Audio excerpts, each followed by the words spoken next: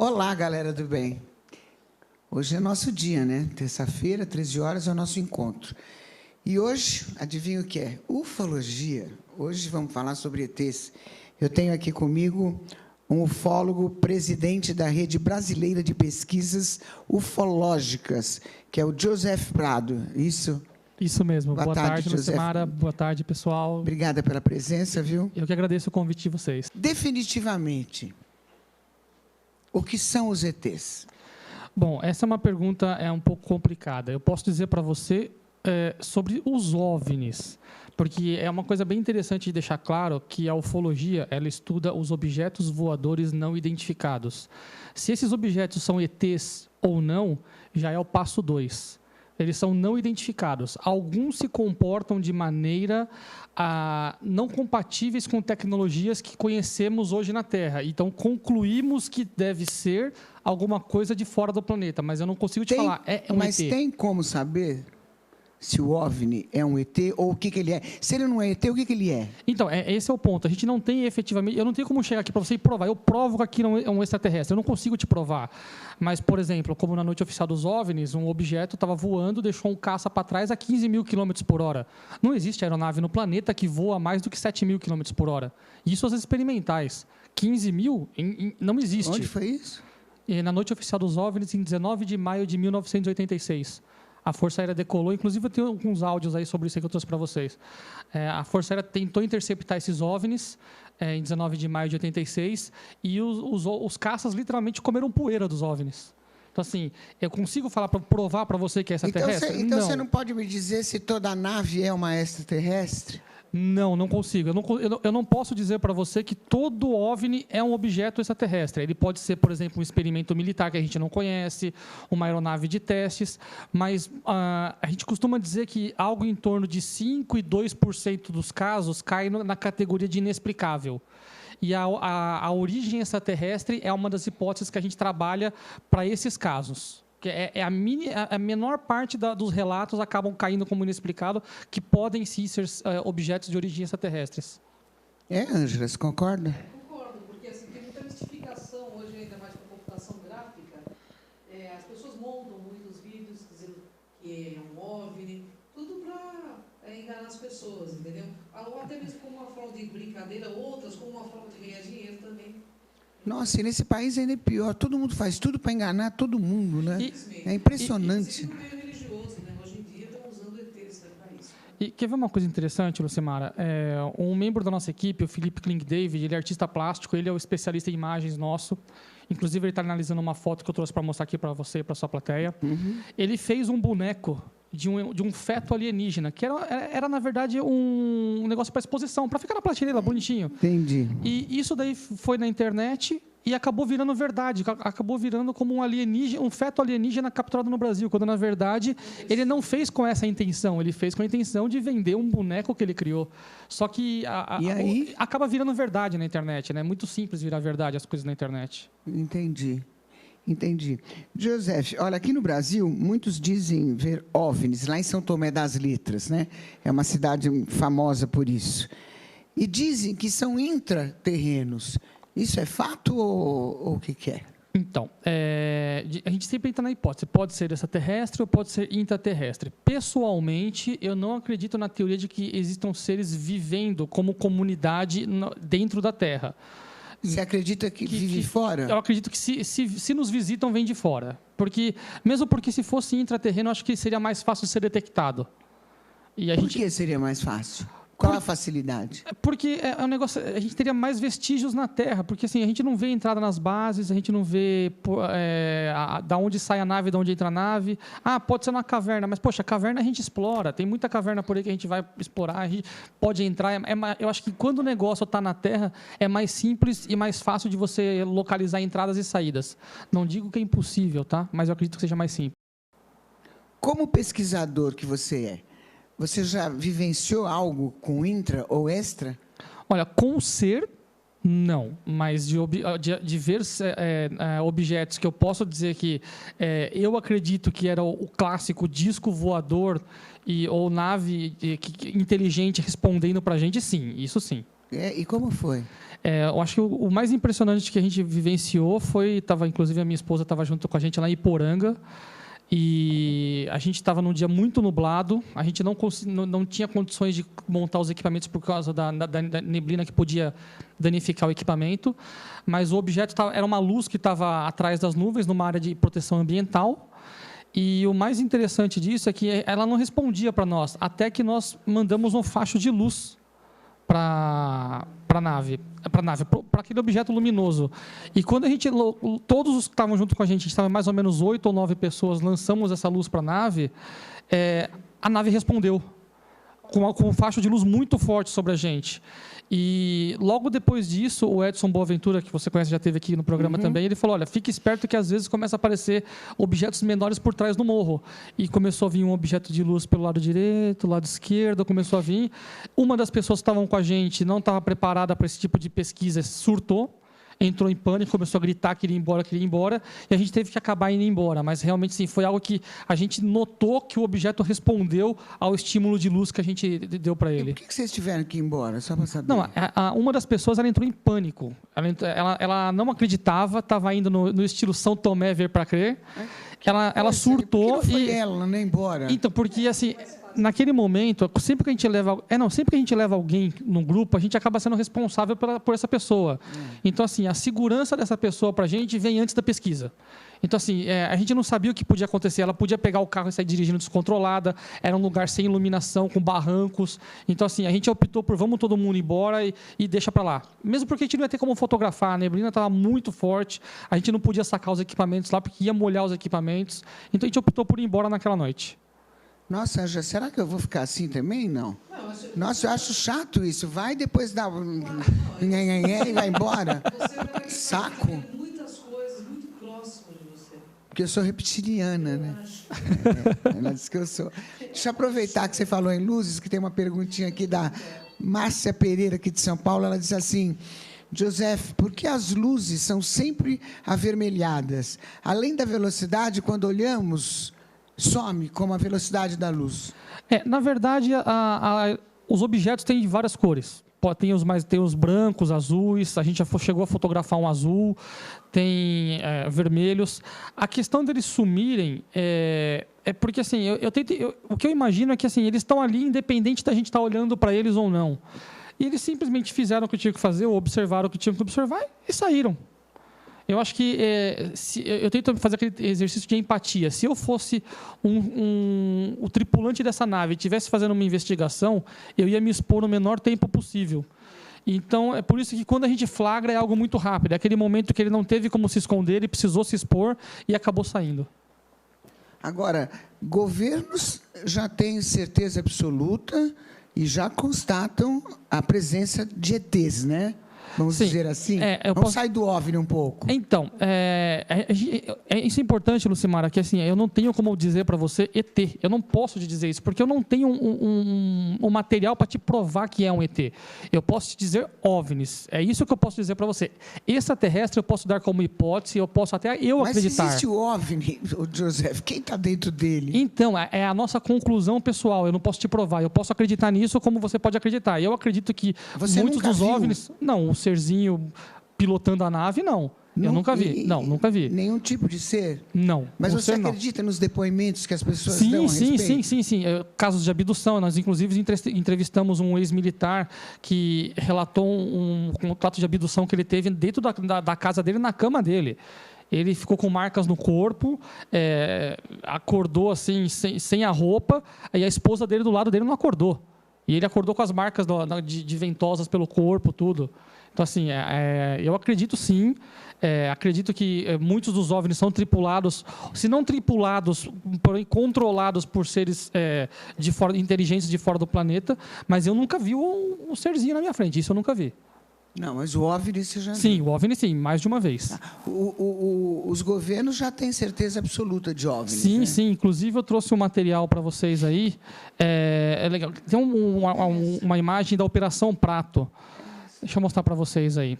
Tá, ela está mostrando já. Isso. Esse é um documento da Força Aérea Brasileira referente à Operação Prato. A Operação Prato ela foi uma operação da Força Brasileira feita lá no Pará, onde as naves, né, elas estavam chegando, estavam encostando, chegando próximo das pessoas, lançavam um foco de luz e sugavam o sangue das pessoas.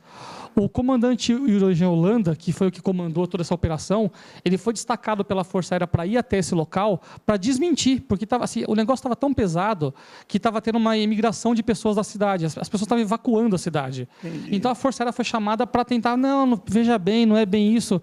E quando ele chegou lá, ele se deparou com isso. Isso é uma das fotos que ele tirou, e aquela página é uma das páginas do relatório oficial da Força Aérea. Então, assim, o governo sabe que existe. Tanto que o final da Operação Prato oficial se deu quando o Urigen Holanda ficou frente a frente com um dos seres. A nave flutuou, o ser saiu, veio flutuando em direção a ele, não falou nada e voltou para a nave. Quando ele reportou isso para o seu superior, o superior encerrou a missão, falou: muito obrigado, recolhe os equipamentos, sua missão está encerrada. Entendi. Eles são pacíficos, então, nessa condição. Alguns, talvez? Alguns talvez sejam. Eu penso que são pacíficos, do meu ponto de vista. Tá. Eu tive a oportunidade de conversar com um militar dos Estados Unidos e ele disse claramente, inclusive parente do Neil Armstrong, claramente que o Neil Armstrong esteve na Lua e ele avistou um ser, e inclusive teve uma gravação aí, né? O Neil Armstrong na Lua falando, né? Você já sabe, ele está na minha frente, a NASA corta, inclusive. Eu cheguei a ouvir um tempo atrás essa gravação, não lembro do conteúdo dela. Na frente dele. Eu fiquei impressionada com a história do Papa até hoje, né? O Papa teve contato, né? Eu fiquei muito impressionada com essa história. Ele sabe, né? Lógico. E aí, galera, nós estamos aqui com um papo com Joseph Prado, falando sobre OVNIs. Se você tiver alguma dúvida, demaistv.com.br. Por que os governos insistem em acobertar os OVNIs? Então, é uma situação muito complicada para a força. Eu tento imaginar como seria para o governo, para o ministro da Defesa, assumir que eles estão diante de um fenômeno que eles não têm o menor controle. Eu trouxe um áudio aqui, se você me permitir colocar, que vai mostrar para vocês como que funcionou na noite oficial dos OVNIs, quando decolou o primeiro caça. E eu quero que vocês notem a tensão na voz do major decolando os caças para caçar, porque ele já estava acompanhando isso pelo radar. Se tiver fácil aí... Tem jeito de colocar agora, Camilinha? Não, é o outro áudio.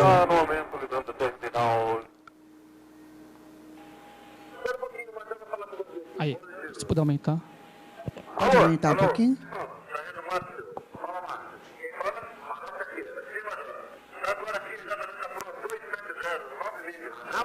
Ele está comentando que ele está vendo um objeto na base aérea militar, falando com o Major Cerqueira.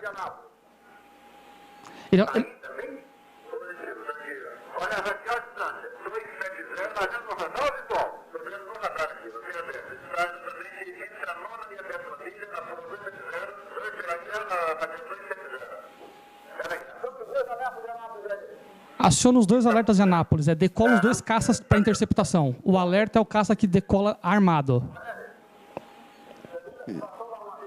Pergunta a situação do armamento.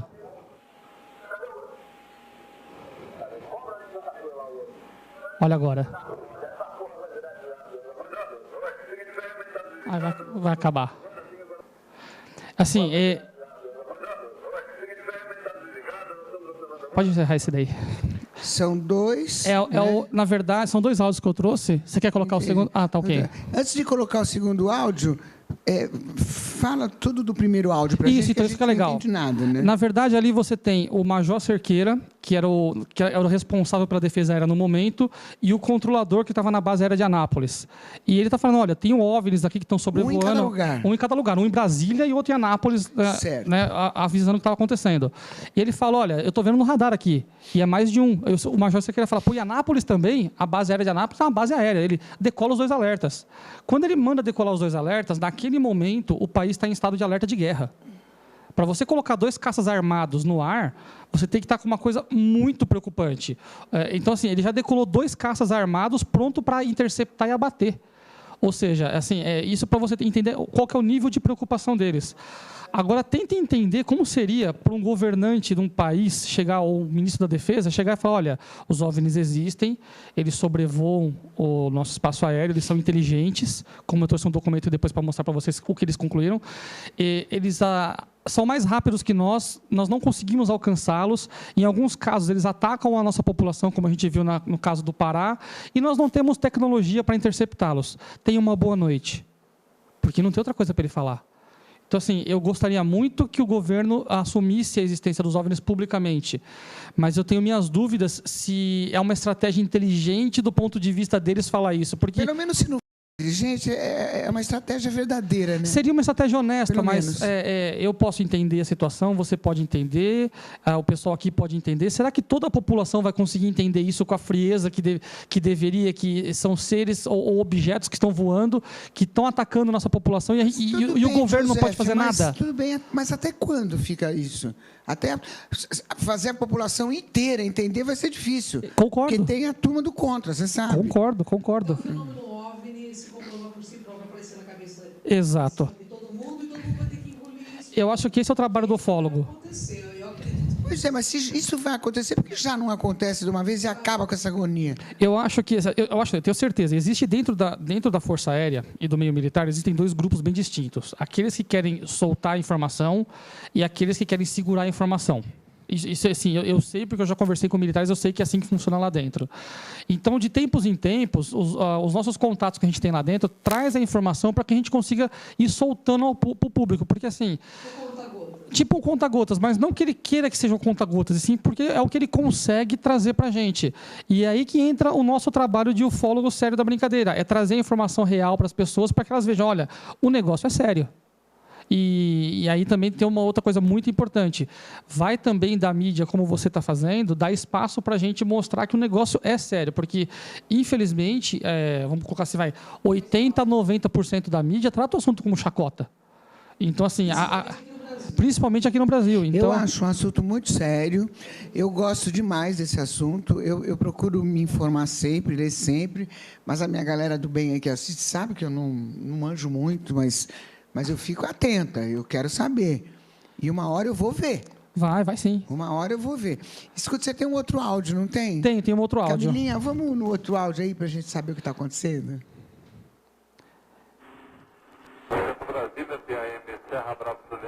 Esse áudio, só para adiantar, é um avião comercial entrando em contato com a Torre de Brasília e avisando que está vendo um OVNI. Presta atenção em duas coisas, o que ele fala e o que o contador fala. Ué? E aí, já foi? Não. Não, cortaram o áudio, colocaram outro. Eles estão em Brasília, é isso? Eu não sei se aconteceu algum problema, mas basicamente o que acontece? O piloto comercial, ele avisa a torre, olha, só queria avisar vocês que eu estou voando aqui na região de Campinas em direção a Brasília. Vamos ver. Serra Bravo Juliette, Brasília.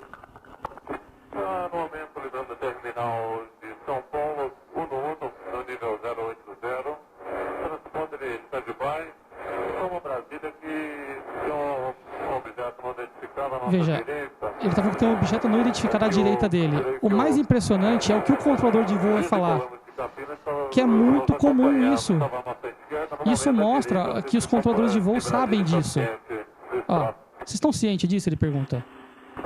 Serra Bravo Juliette, para sua informação, nós recebemos a informação da Torre de São Paulo, de Campinas, de ter avistado um objeto luminoso não Olha a paz identificado. dele, do controlador. Solicitaríamos que, se possível, nos fornecesse toda a performance, se possível, Passa pra gente o que está acontecendo, que você está vendo esse objeto aí, por favor. A gente vai gravar no vídeo do radar o que vocês estão vendo aí. Agora, tudo bem, a luminosidade aumenta, diminui. E agora o mais importante é o que o controlador vai falar agora, logo depois disso. E o objeto estava acompanhando o avião. Agora. Para a sua informação, nós temos tido, no decorrer de nossa existência aqui do DAC, nós temos tido várias observações, várias informações desses objetos não identificados. No entanto, para a sua segurança e para a sua tranquilidade, não temos tido notícia que esses objetos, ou seja lá o que for, tenham interferido com a navegação. Deverá prosseguir naturalmente sua navegação, informando qualquer eventualidade. Então, ou seja, assim, olha, é normal, eles voam mesmo. Então, mas ó, a gente sabe que está acontecendo, mas não faz nada, fica tranquilo. E eles estavam passando isso para O piloto. Esse último cara que falou, não, a gente é a torre de controle e o piloto. O piloto falou, olha, eu estou vendo um objeto voando aqui do meu lado. Você está vendo isso aí no radar também? Porque eu estou vendo aqui na minha janela. Aí ele fala, olha, no radar não estou vendo, mas eu vou ligar a gravação, continua me reportando. Mas deixa eu te ver, só para te acalmar, a gente já está acostumado com isso. Vários pilotos estão relatando que estão vendo esses objetos acompanhando. Mas fica tranquilo, porque eles acompanham, mas não faz nada não, viu? Cara, você ouviu um controlador de voo falar que é normal... Quer dizer, não existe dúvida da existência do fenômeno OVNI. Realmente não existe. Com o avião, exatamente. E recentemente a gente conversou com o Sérgio Mota, que é o controlador que estava na torre na noite oficial dos OVNIs, e antes da gente ter acesso a esse áudio, ele já tinha comentado com a gente isso. Ele falou assim, Joseph, é normal. Veja só, não é algo extraordinário. É extraordinário do ponto de vista de ser um objeto estranho com um comportamento alheio a qualquer coisa terrestre. Mas não é algo extraordinário que não aconteça. Todas as noites a gente vê coisas estranhas, principalmente no radar. Então, assim, por que os controladores não falam nada e os pilotos não falam?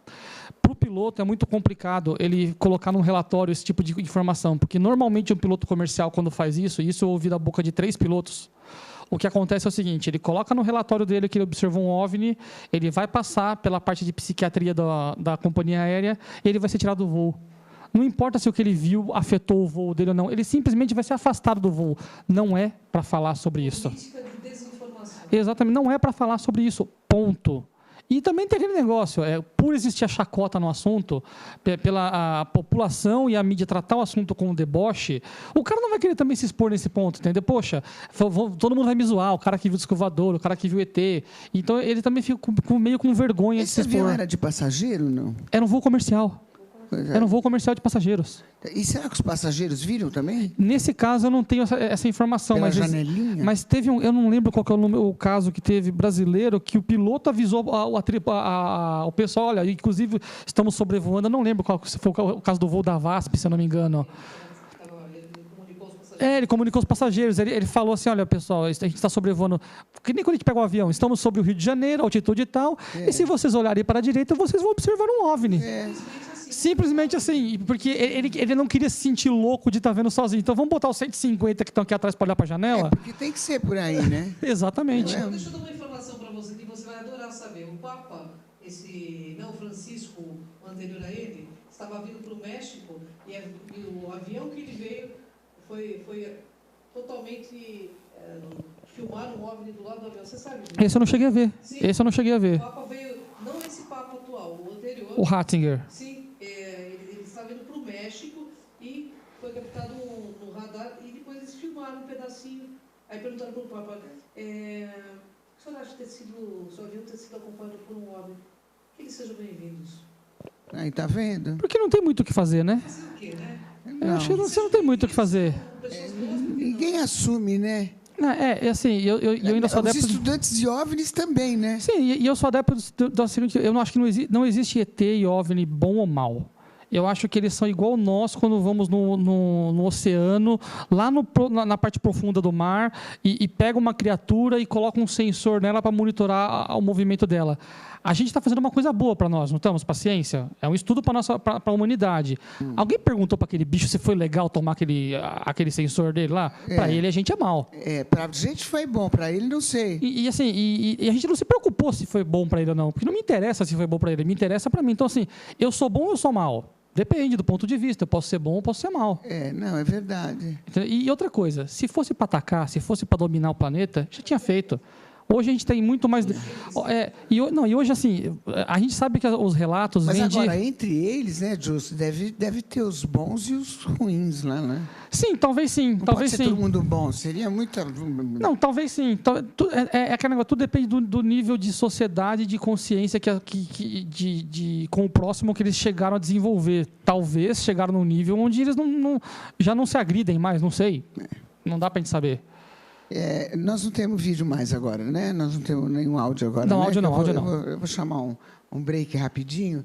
Agora, todo comandante tem voz grossa, né? Você reparou? Não tem um que tenha voz fina. É verdade, é Nós verdade. vamos pro break e a gente já volta, tá?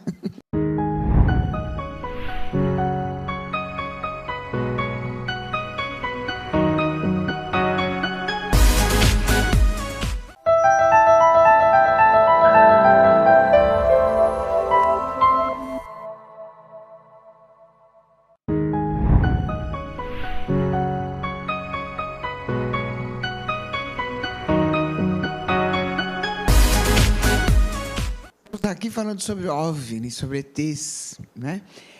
Você tem alguma dúvida? demaistv.com.br, tá? Pode fazer sua pergunta, que a Ângela e o Joseph estão aqui para responder. Joseph, existe algum documento que possa provar a existência deles?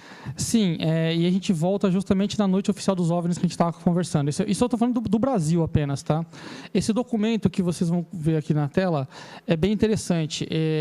É a conclusão da Força Aérea sobre os objetos que eles tentaram interceptar na noite oficial dos OVNIs. Quer dizer que está escrito o que aí, José? Como conclusão dos fatos constantes observados, em quase todas as apresentações, este comando é de parecer que os fenômenos são sólidos e refletem certa forma a inteligência pela capacidade de acompanhar e manter distância dos observadores, como também voar informação, não sendo forçosamente tripulados. Ou seja, a Força Aérea brasileira chegou à conclusão que os objetos são sólidos, ou seja, não são falhas no radar, não são hologramas, não são nada, são sólidos e são inteligentemente controlados. Então, assim, não existe dúvida sobre a Força Aérea conhecer o fenômeno OVNI e ser incapaz de identificá-lo corretamente. Joseph, eu li outro dia, não sei se é verdade, quero que você me responda. É verdade que Hitler construiu discos voadores? Então, a história de Hitler é interessante. Eu não consigo te precisar se é verdade ou não, porque mistura muito com a parte mística do Hitler, que era a Ordem do Vril. Então, assim, existem documentos supostamente nazistas da construção do que eles chamavam de Raunebu, que era como se fosse um disco, meio disco voador, meio tanque. Nunca se conseguiu efetivamente provar a existência desses objetos. Mas, assim, tem alguns documentos que a gente vê por aí que também não conseguiu se atestar a veracidade deles, mas existe uma história muito forte sobre a Ordem do Vril e os Raunebus, que seriam os discos russos. A própria presidente da sociedade. E eu acho interessante, porque a sociedade está bem junto. Se é ou não, né? Porque eu leio as coisas, mas a gente nunca sabe o que rola. Na realidade, existem documentos com a Sociedade Vril. Eu conheço a Sociedade Vril, conheço o presidente, conheço a documentação.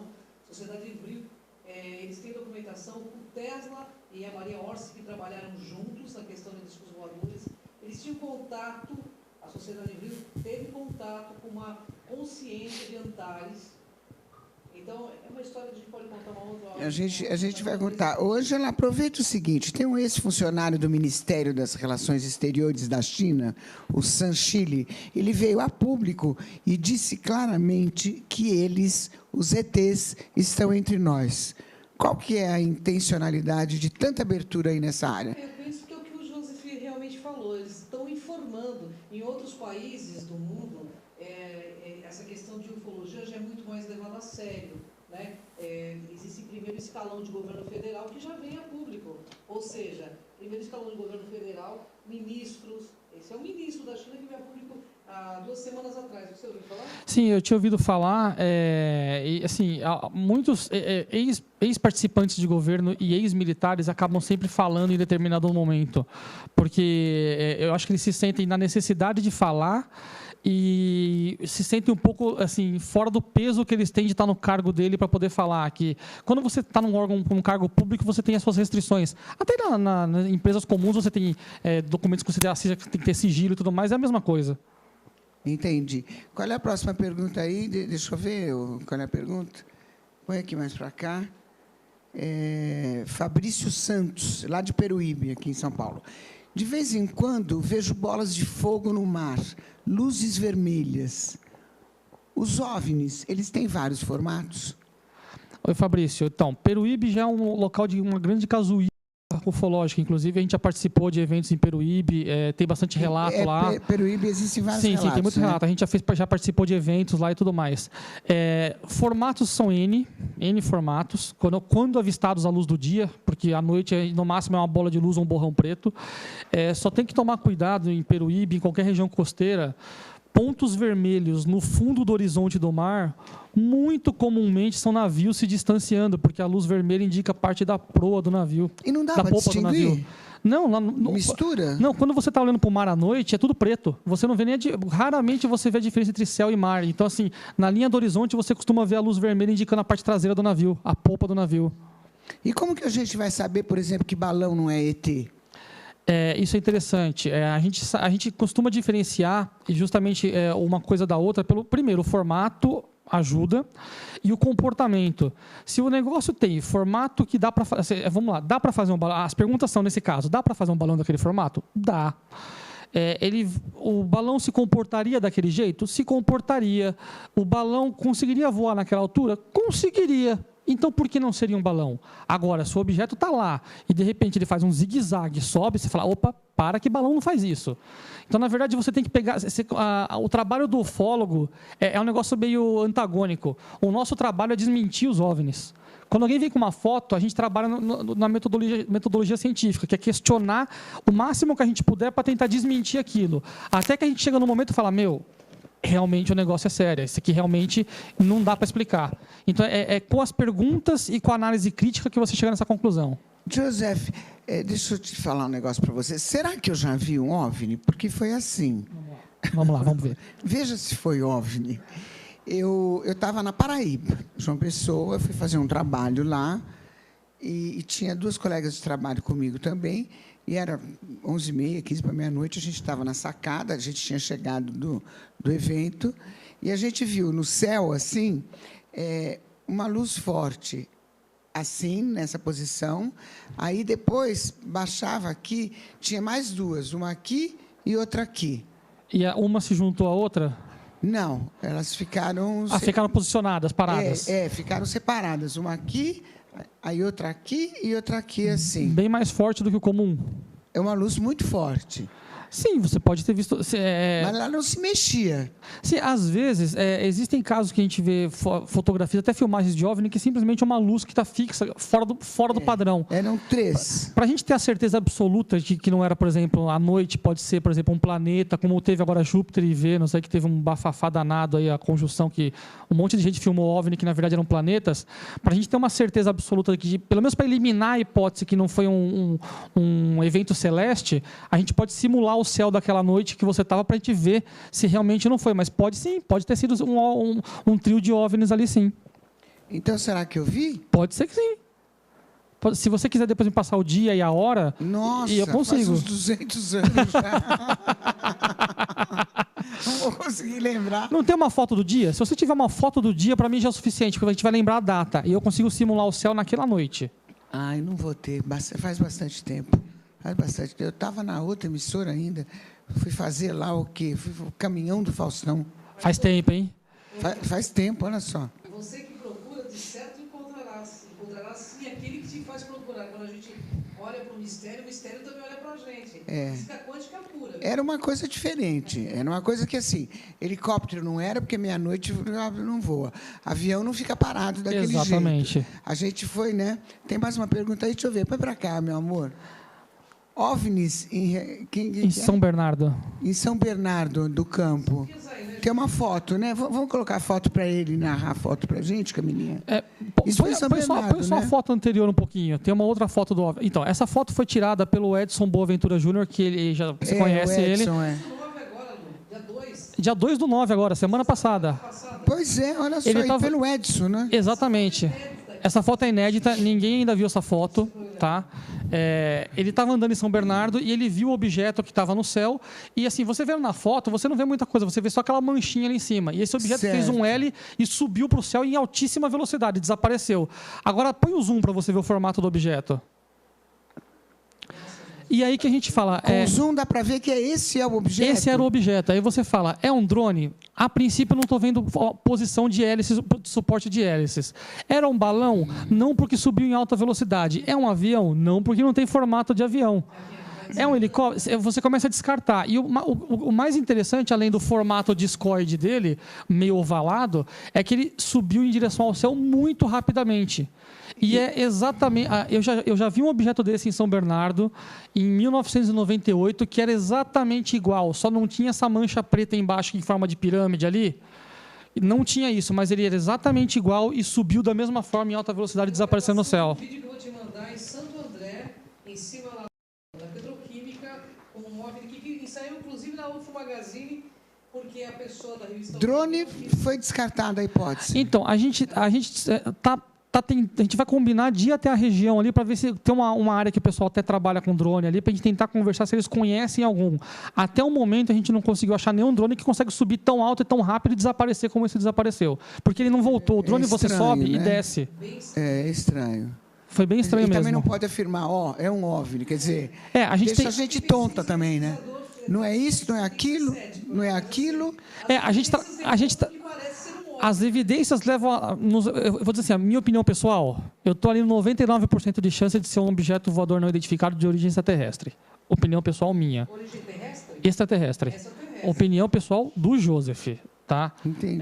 Posso provar que é um extraterrestre? Não, porque não tem a plaquinha dele dizendo assim, né? Sou de Vênus. Mas fora isso. Mas a minha opinião pessoal é essa, porque mesmo Agora, porque Joseph, por que eles fogem, hein? Porque para mim, sabe, quando você vê eles zoom.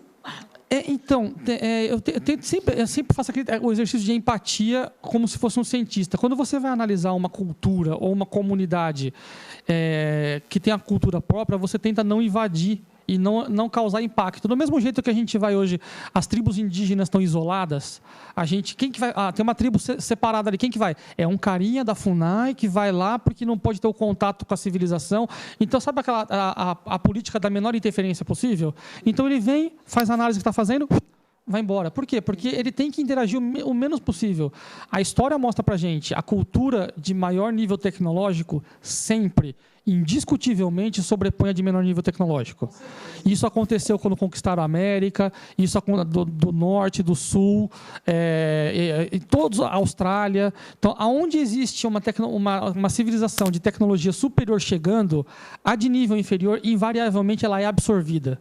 Então, será que hoje a gente sabe disso, hoje a gente não faz isso com os índios. Será que eles também não têm essa consciência e evitam estragar a nossa cultura como um planeta? Não como região, mas como planeta? Pode ser que sim, porque o impacto seria incomensurável. Não dá para descrever o impacto que seria isso no planeta. Eu acho que, inclusive, a série que mais me mostrou isso, o impacto que seria isso, é a série V, que nem é uma série muito antiga, chamava V. Aquela série... Exatamente, e ela mostra muito o impacto que seria esse momento, como que muda toda a relação do planeta comercial, política, muda, o planeta simplesmente mudaria, e talvez é isso que eles estão evitando fazer, esse impacto. Entendi. É o que eu penso. Entendi. Eu tenho mais uma pergunta aqui da Mariana Eiras, lá do Tatuapé. A Mariana diz assim, hoje vê-se claramente que alguns ufólogos tencionam fazer da ufologia uma nova religião, uma nova seita. Qual o seu ponto de vista? Isso é verdade e isso é muito triste. Por a ufologia trabalhar com algo de certa forma intangível, porque é o que eu te falei, a gente fala, eu termino como com você, Lucimara. É um OVNI, eu não sei o que é, eu não sei. As pessoas acabam levando isso como uma nova religião. Por quê? A pessoa ela quer acreditar em alguma coisa. Então, ela pega aquela crença que ela já tem arraizada e transforma eu vou dar um exemplo cristão, porque é um exemplo que eu acho que é mais comum para a população. O Jesus dela virou Astarcheran, o São Miguel vira o Arcanjo Miguel da Federação Intergaláctica, não sei das quantas. Então, na verdade, acaba se fazendo isso. E o que acontece? Infelizmente, muitos ufólogos veem aí um filão financeiro. Porque quando você fala de crença, as pessoas, para sustentar a crença pessoal, ela põe o dinheiro que ela precisar. É por isso que você vê assim, eu vou falar porque eu estou dentro do negócio. Você vê um evento místico que custa R$350 o ingresso lotar e um evento científico que é de graça ter, sei lá, 100 pessoas explodindo quando tem 30. Então, você não acha que as pessoas assumindo, que os governos todos assumindo, se bem que a maioria deles já assumiram, né? Evitaria esse tipo de coisa ou não?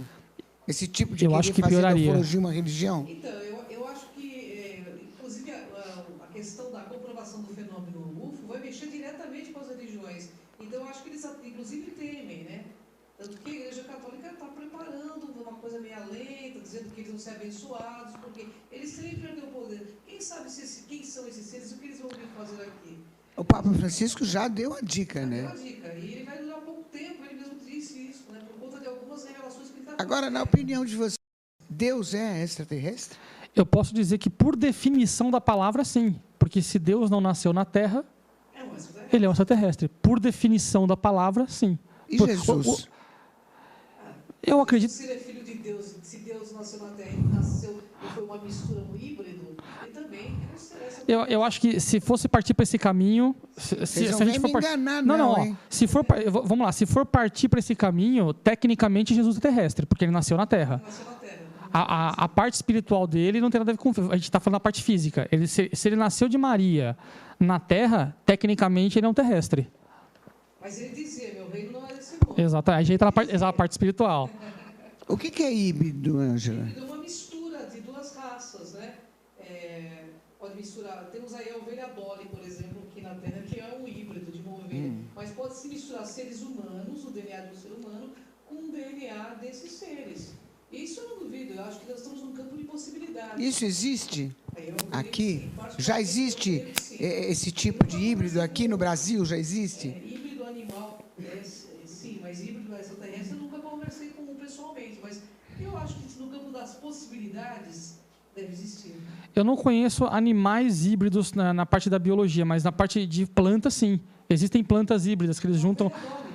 Ela é um clone, mas não sei se ela não tem duas espécies. Mas plantas, eles conseguem misturar as espécies e transformar plantas híbridas. Então, uma questão de hibridez que quem relatou foi o Eric von Däniken, né? Dizendo que foi encontrado em Saqqara vários seres metamórficos, né? Sim, eu lembro de ter lido sobre isso também. Com dois pares de DNA, ou seja, as duas hélices, né? Sim. A deusa Ísis, o ser alado, foi encontrado o esqueleto, foi encontrado o centauro, também foi encontrado. Então, são seres mistos. Então, Joseph, no seu ponto de vista, o que pode mudar se esses arquivos secretos forem abertos ao público? Olha, eu acho que se viessem ao público de forma a mostrar o fenômeno de forma científica e explicar claramente que não há uma natureza espiritual no que está sendo estudado. Por que eu falo de não haver uma natureza espiritual? Porque o que é detectado por radar não é espírito, é físico. Então, assim, a gente está falando de coisas físicas. Coisas palpáveis. Eu acho que isso ajudaria muito tanto para nós, população, a entender que nós não estamos sozinhos no universo, como também para o governo, que eu acho que ele teria mais relatos sobre o negócio. Só que é sempre uma faca de dois gumes, porque tenta entender a situação, que a gente falou de religião agora há pouco aqui. Para uma religião, isso é aceitável. Para outra, isso é coisa do demônio. Então, para aquela massa de pessoas, estão assumindo que o mundo está acabando. Então, assim, é uma linha muito tênue entre podemos fazer e não podemos. Eu acho que, no final das contas, com um pouco de tempo, ou muito tempo, seria benéfico. Mas a hora você não acha que tem que chegar um momento que dizer, dane-se ali e ali, mas o barato é esse? Eu acho que deveria ser assim. É essa? Eu acho, minha opinião, que deveria ser assim, ó, a realidade é essa. Vai rolar um bafafá, um auê danado, mas o fogo, o negócio vai, e com o tempo iria se acalmando e se organizando. Só que eu acho que eu tô para ver o governo que está para comprar uma briga dessa com a população. Escuta, você sabe que a Ângela já viu, né? Com certeza, com certeza. Eu já vi filmagem, inclusive vou mandar para ele. Conta pra gente, Ângela, que muita gente não ouviu o seu relato. Conta pra gente. Você quer saber? Hã? Da abdução ou ver os... O que você viu, os ETs e da abdução também. Já vi, infelizmente morri de medo, porque são coisas muito diferentes. E está habituado a ver coisas diferentes. Eles são muito diferentes. Então, quando eu vejo as pessoas falarem, eu quero ser abduzido, vai ser um barato, a gente não está preparado nem para absorver as nossas próprias diferenças. Quanto mais pelo ser cabeçudo, meio acinzentado, com pele gelada. Dá muito medo. A Gilda Moura fez, que é uma das grandes psicólogas do meio, eu fui tratado, eu quase pirei com essa história. A coisa não é brincadeira. Então, quando hoje eu ouço as pessoas falando, eu fui abduzido, foi legal, falei com fulano, eu acho um pouco estranho, porque... Aí concordo. Sabe? Dói ser abduzido? Dói psiquicamente porque você perde o controle, você não tem controle sobre a situação. Mas eles não te deixam num estado de torpor, assim, para que Nem você sempre. relaxe? Nem sempre. Tem muitos casos de relatos que são muito traumáticos para as pessoas. No início, para mim, foi Muito. Eu tive que fazer tratamento psicológico por 2, 3 anos. Eu tinha muito medo de ficar sozinho em casa, porque acontecia de eu ver à noite na minha casa. Não queria mais ficar na minha casa. Não acredito. Mas nas coisas que eu leio, por exemplo, quando eles chegam, eles controlam o seu corpo e a sua mente, né? Até para conversar, você não responde, você não fala. É uma conversa telepática, né? São várias situações. João 23. O universal é o pensamento. Esses seres, eles estão num nível muito diferente da gente. Então, compreender também, o que o Joseph falou, é uma realidade, compreender o que eles querem de nós. Qual é a proposta, ninguém vai saber. Mas alguma coisa real ocorre na questão de abdução. Porque as pessoas desenvolvem síndrome do pânico, foi o meu caso. Sim. Porque você está de frente com uma situação extremamente nova que você nunca nem imaginou que existisse. Na verdade, o seu cérebro não consegue nem interpretar aquilo, né? O trauma é muito grande. O seu cérebro... Tenta imaginar que, de repente, você acorda e tem um monte de ser que você achava que era de mentira. Por mais que você acreditasse na situação, você nunca imagina que isso vai acontecer com você. E, de repente, o cara está lá colocando um negócio na sua barriga ou mexendo na sua orelha e você sentindo dor. E eu acho que, assim, para o seu cérebro assimilar isso, deve ser um trauma muito grande. Muito difícil. Isso entra aquilo que você falou, né? Para quem está fazendo a experiência, é benéfico. Exatamente. Quem está sendo experimentado é doloroso. Exatamente. Esses animais que estão em laboratório, eles não têm controle nenhum da situação. Quem tem controle é quem está fazendo. Exatamente, quem está fazendo. Aí você se assusta com as raças pela aparência? Não, você não sabe o que está. Primeiro, assim, eu, no meu caso, na época, eu não tinha nada a ver com ufologia. Minha visão não era nem religiosa, eu nunca fui uma pessoa religiosa. Para mim foi uma coisa totalmente inédita. Você entra numa quebra de paradigmas sem você ter sustentabilidade, entendeu? Então, a tua cabeça não aguenta. Realmente você pira, você fala, pô, eu preciso de um psiquiatra, porque a coisa parece... Quer ver? Ó, não precisa ir muito longe, Lucimar. Imagina que hoje você vai dar para sua casa e você vai dormir. E, de repente, você acorda numa mesa cirúrgica com um médico terrestre. Como é que você ia ficar? Você tá vendo que é um médico humano. Você acorda lá, o cara está abrindo sua barriga. Como é que você vai se sentir? Você vai pirar. Não, você vai ficar louco. O que eu estou fazendo aqui? Que, meu Deus do céu, me salva. E a gente está falando de um terrestre. Imagina se você vê um ser com uma compleição diferente da nossa. É que a gente viaja, né? Eu, por exemplo, eu viajo. Eu quero ver, mas eu quero ver assim, como no filme, Eu quero ver ali, né? Aquele ETzinho bonzinho, que vai conversar. Andar de bicicleta. Vou andar de bicicleta. Eu imagino assim, né?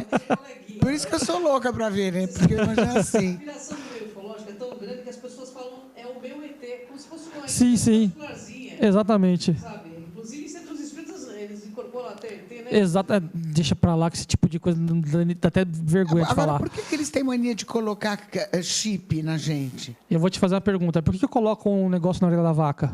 Ou do cachorro, né, gente? Ou um chip nas costas do meu cachorrinho, que a gente foi na veterinária e colocaram um chip nas costas do meu cachorro? Bom, no cachorro é para saber onde ele está, se alguém roubar, né? Aí, será que eles não estão... Imagina que a gente tem que sair daquele momento que a gente tem que esquecer que a gente pode não ser o topo da cadeia alimentar. Então, a gente pode estar um ou 2 ou 10 níveis mais abaixo. Se, de repente, alguém chega lá e fala assim, olha, tá vendo ali? Vamos ver como é que são os hábitos daquele ali. Escolhi aquele ali. Pega ele. Bota o chipzinho dele, vamos seguir ele para ver como é que são os hábitos dele. Estou estudando ele. Todo dia de manhã ele acorda às 6 horas da manhã, enrola meia hora para sair da cama, vai tomar banho, aí demora, pega o carro, vai até lá na Aricanduva. Vê tudo? Não sei. Até na hora que... Não sei. Também? Não sei, entendeu? Sabe? Vai saber. Ixi, que coisa. Entendeu? Para que eles colocam um chip? A pergunta é por que a gente coloca o chip nos bichos? Eu acho que é a mesma coisa. Eu acredito que seja a mesma coisa.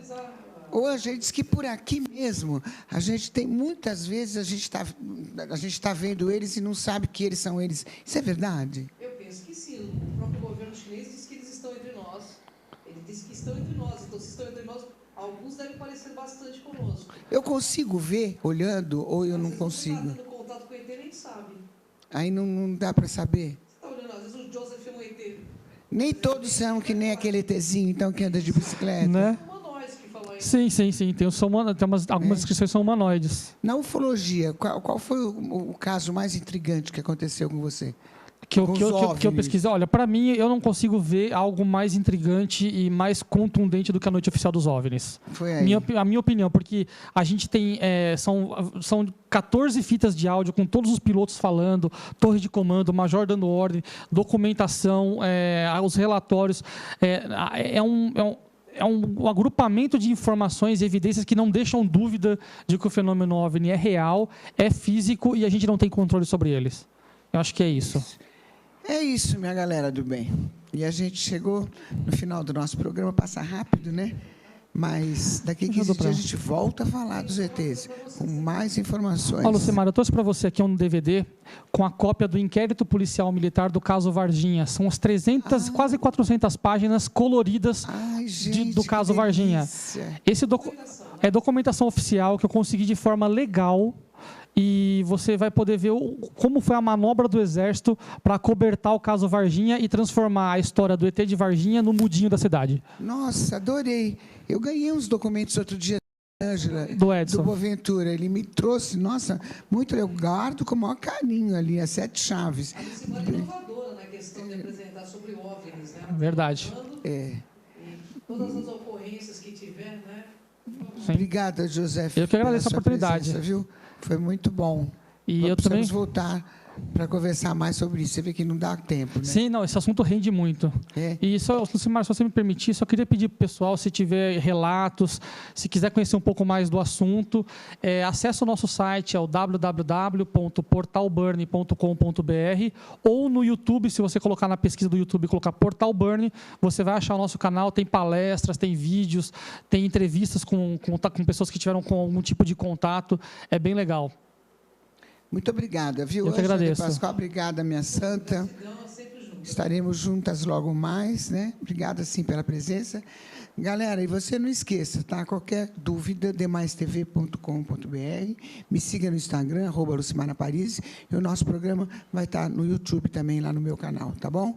Beijo e até terça, às 13 horas, aqui na demaistv.com.br, ao vivo.